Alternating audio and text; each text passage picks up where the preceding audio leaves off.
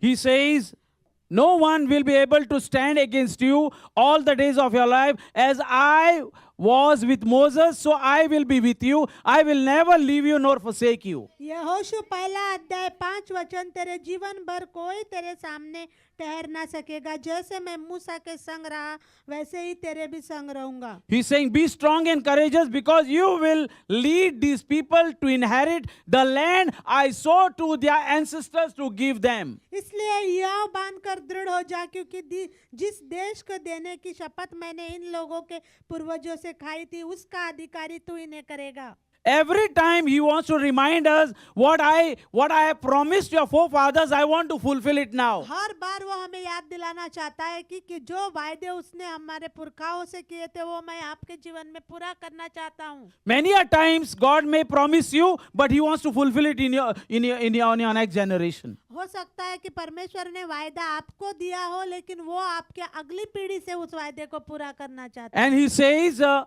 in verse 7, be strong and be very courageous. Be careful to obey all the law my servant Moses gave you. Do not turn from it to the right or to the left, that you may be successful wherever you go. वो कहता है कि व्यवस्था की यह पुस्तक तेरे चित्त से कभी उतरने न पाए, इसी में दिन रात ध्यान दिए रहना, इसलिए कि जो कुछ उसमें लिखा है उसके अनुसार करने की तू चौकसी करे। And this is his book of law where he wants to keep us together with him. और यही वो व्यवस्था की पुस्तक है, पवित्र शास्त्र, जो वो कह रहा है कि इससे आपको ना दाएं मुड़ना ना बाएं मुड़ना है। I want you to understand that there is no connection with God if you do not read the Bible. मैं आपको ये बात बताना चाहता हूँ कि आप परमेश्वर के साथ संपर्क तब तक नहीं रख सकते यदि आप उसका वचन नहीं पढ़ते। If you want God's promises to be fulfilled in your life, अगर आप चाहते हो कि परमेश्वर अपने वायदों को आपके जीवन में पूरा करे, you need to abide with the word of God.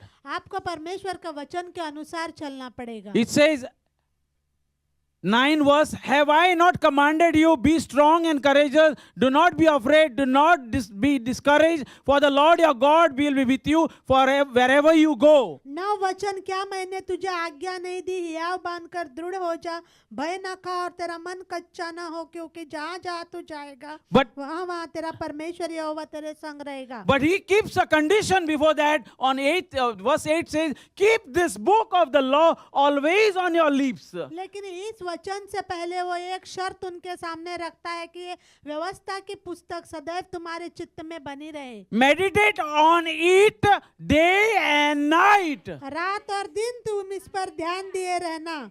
It did not say meditate on it only on Sunday. ऐसा नहीं लिखा है कि सिर्फ रविवार के दिन तुम उस पर ध्यान दिए रहना। Hello?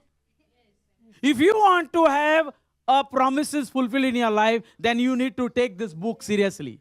अगर आप चाहते हो कि आपके जीवन में वायदे पूरे हो तो आपको परमेश्वर की व्यवस्था की पुस्तक को गंभीरता से लेना होगा। I was a Christian, ordinary, normal Christian before. मैं पहले एक साधारण मसीही था। Before I could be, you can call yourself born again. मेरा उद्धार होने से पहले मैं एक साधारण मसीह था।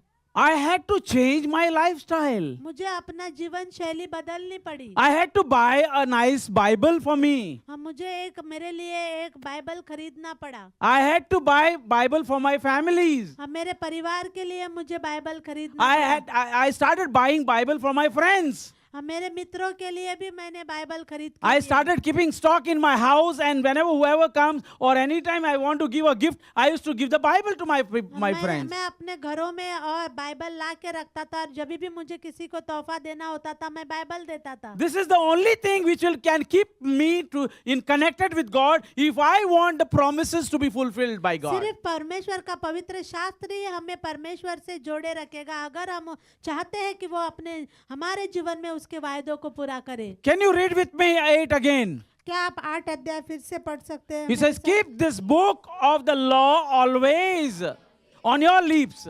Meditate on it day and night, so that you may be careful to do everything written in it. Then you will be prosperous and successful. You want a prosperity? You want to be successful in life? Then you need to cling on to the word of God. There is no other option. अगर आप अपने जीवन में सफल होना चाहते हो तो आपको परमेश्वर का वचन को थामे रहना पड़ेगा